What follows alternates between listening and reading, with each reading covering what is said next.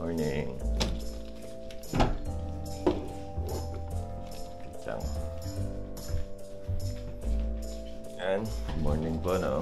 So, umagang-umaga, lalabas tayo ng Sampay dahil po ganda na panahon, ano? Hindi na umuulan. Kaya yan. So, yan pong ano na yan, no? Yan pong bodega na yan, panira ng view, no? Sana mag-iba na yan in the future. Right. Right. Right.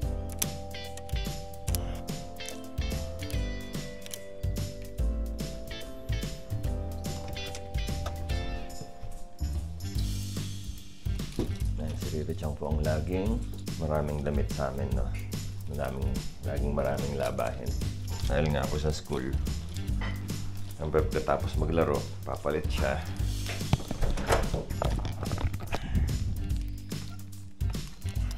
Yeah. Tara, bis na. Kape, kain. Tapos pack up na ulit. Let's go. Good morning, my Richang. Good morning. Morning.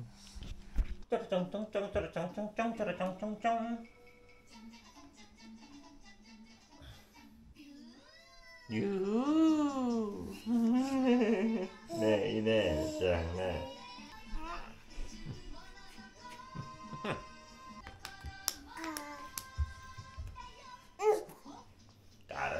Taran. Done.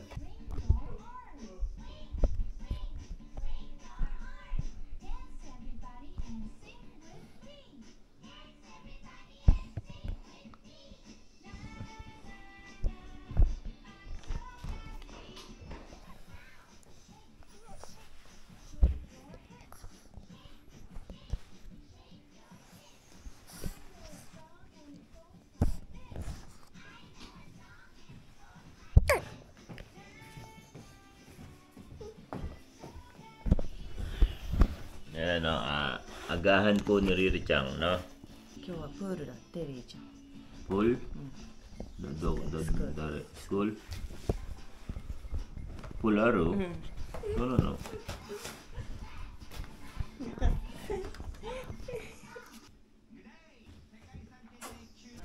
Ako naman po, konting rice, tsaka yung gawa ni Yuko Chang, tapos kape. No? So ayun, nakabihis na rin po tayo. Yan, mag-ayos na lang tayo ng buhok, no? Si Yuko Chang nakabihis na rin yan. Ewan ko kung saan yan pupunta ngayon. Yuko Chang, kyo, doko iko. どこも行かないよ。 Wala no. Just passion.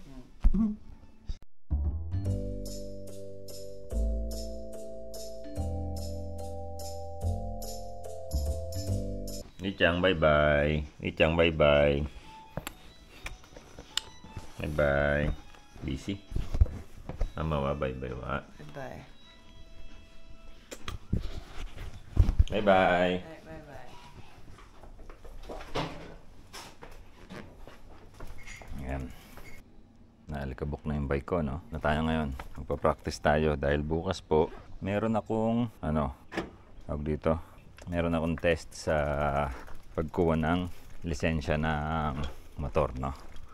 So, meron po kasing slalom doon, merong ipon bashi. So, yun po ang papracticein natin, no? Slalom. Kung hindi nyo po alam yung slalom, ayun po yung gumaganong-ganon, babanking ka. So, hindi po ako confident, no, na makakapasa ako bukas dahil matagal na tayong walang tawag dito, practice. Teka, may nakalimutan akong kunin. Nakita niyo po, 0-0 yung kilometers na tinakbo, no? So, yun po yung hindi pala maganda rito sa lugar namin, no? Nakakatamad magbike, no? Dahil syempre, lalabas ka, magbabike ka. Pagka nagbike ka, syempre pagod ka na pag pauwi ka. Ngayon, pag pauwi ka na, nandiyan ka na sa kanto namin. Paano ka ngayon? Lakad ka. Dito, hindi ko alam kung pwede ko na ba siyang sakyan, pero subukan natin, no? So, let's go.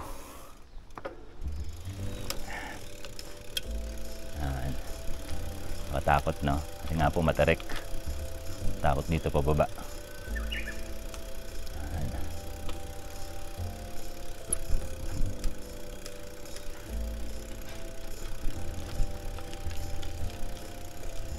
Ngayon lang po ulit ako magbabike, no?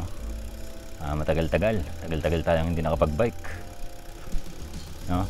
Niintay natin na mawala yung lamig. Ngayon naman mainit na. So hanggat nagpa-part-time po ako, no, hindi natin bibigyan ng oras yung mga pamamasyal, no.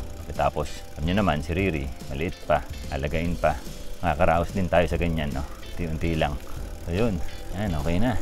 Dito pwede na tayong medyo matulin, no. Yan. Medyo takot ako. Yan. Medyo nakakatakot, no, dahil tagal natin hindi two-wheel. Ayan pa, para makita rin ninyo ulit, no, yung kapaligiran dito sa amin. Yan. Pero tutuusin po, no, kahit po napataas tong sa amin, magandang exercise po siya, no, paakyat, dahil isang beses po, no, nilakad ko yan, papunta ako nagtapon ako ng basura. Talagang ramdam na ramdam mo sa puwet mo, no, na gumagana siya. Kasi po ako yung puwet ko, no, parang tulog siya, tulog yung muscle. So mali po kasi yung posture ko. Yan. Uy, big bike. Sana all. Yan. Yan, sarap ng hangin. Grabe. Kanina po napakainit, no. 32, no, yung temperature kanina. So ngayon medyo na siya. Bumababa na siya. Yun, ito palang bike ko. Yung kanan pala ang likod na preno, yung harapang kaliwa. So baligtad siya. Konnichiwa. Yan, simula po nung bumaba tayo, hindi pa tayo pumapadyak, no. So nakita nyo po agad yung gradient, no, ang lugar namin. So kung bumabaha dito sa Japan, no, maganda yung lugar namin, kaso hindi. So hindi siya kagandahan, no. Pero okay lang. Yan. Ayos. Dito po kasi, no, may nakita akong mga cone. So naisip ko, sabi ko ba, teka, pwede kong pag-practicean yun, ah. Sabi ko ganun. Kaya po, ayan, doon tayo pupunta ngayon. Pa-practice tayo sa cone. Alam po yung sinasabi nila. Ganyan daw. Pagkatapos, pag ganun.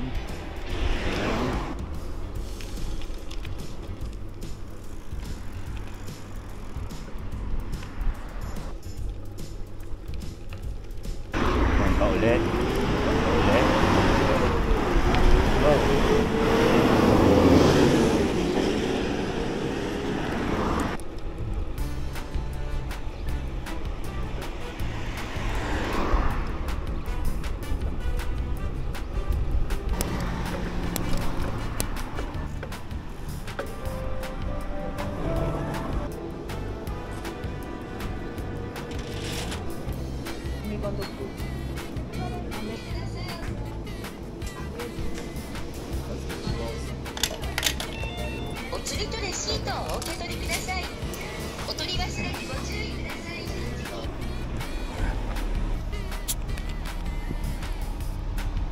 Yan, tapos ang ipon bashi naman po, yun yung sasampahan mo na makitid siya, parang 30 centimeters lang siya. Kailangan matawid mo yon within 8 seconds, no, kapag ka automatic. Kapag ka may clutch, 10 seconds yata.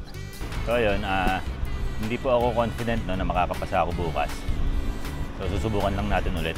Ayun, at good afternoon po sa inyong lahat. So ayun, bagsak na naman tayo, no. Ikalawang take ko na po ngayong araw na to sa pagkuha ng lisensya sa motorsiklo, no. So bagsak na naman tayo, doon na naman tayo sumabit sa ipon bashi, no. Yung ipon bashi, ayun po yung makitid na tutulayan mo, parang 30 centimeters yun lang yung lapad niya. So naninibago po ako dahil hindi naman po ako nagda-drive ng 400cc sa Pilipinas, no. Kumbaga nakapag-drive po ako ng 1000cc pero sandali lang. Wala po akong mahabang experience pagdating sa pagdadrive ng mabibigat na motor. So lagi ko lang po dinadrive sa Pilipinas is yung 155cc, no, yung Aero. So ayun, nahihirapan tayo, no. Mahirap kasi wala rin ako mapag-practicean dito, no. Kung mapapag-practicean ko yung kahit mga 15 minutes kaya eh. Kaya lang syempre isang take kapag pumupunta ako rin sa kuha ng lisensya, kaya yun mahirap. So ayun, sayang, no, sayang yung rest day natin kasi hindi tayo nakapasa. Pero ang ginawa ko po ngayong araw na to, nag-rest day po ako. Pagkatapos dumiretso tayo nga dun nga sa Konos, ano. Pagkatapos diretso na rin tayo sa Takasaki, no? So sa Takasaki po, sa immigration po, no. So yun, ano ba gagawin natin sa immigration? Sa immigration po, magre-renew tayo ng ating visa. Kompleto na po yung requirements ko.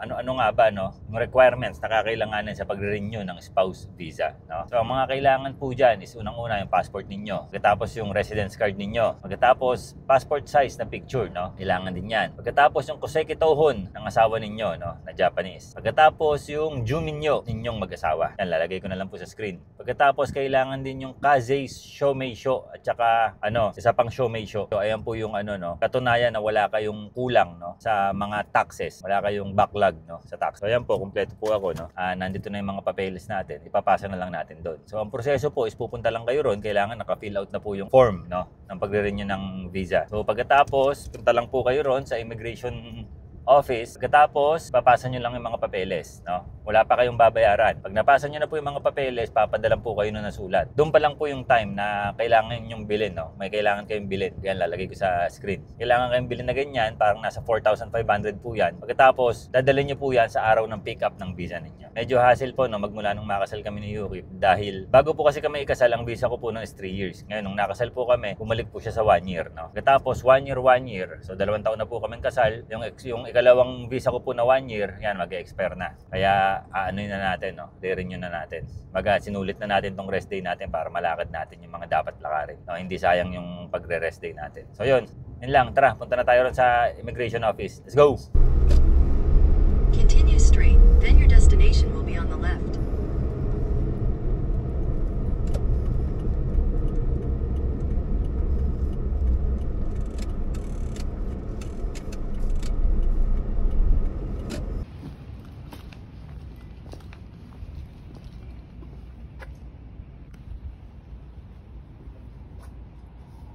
So ayun, at naipasa na po natin yung mga requirements natin, no, sa pagre-renew ng visa dito sa Japan. Kailangan nyo rin yung guarantee letter, no, ng asawa ninyong Japanese. So yun. So wala po akong dalang guarantee letter, no, kanina na dapat i-fill upan ni Yuki-chan. Akala ko kasi hindi na yung kailangan, no? So ang ginawa po dun sa immigration is nagpadala na lang po sila sa akin ng papel na i-fill upan ni Yuki-chan. Pagkatapos po, isasend na lang namin sa kanila. So ayos, 'di ba? Napaka-convenient po, no? Kumbaga, hindi ka napapabalik-balikin, no? Send na lang. So ang galing. Tapos hindi masungit yung nandoon, no? Yung nag-a-assist sa atin na immigration officer. Ayos, nakakatuwa. Yan po ang isa pong maganda rito sa Japan, no? Kapag public servant yung nag-a-assist sa inyo, talagang asikaso kayo, no? Walang masungit, walang sisigawan ka, walang nakakasama ng loob, no? Tapos lahat smooth, no? Nakakatuwa.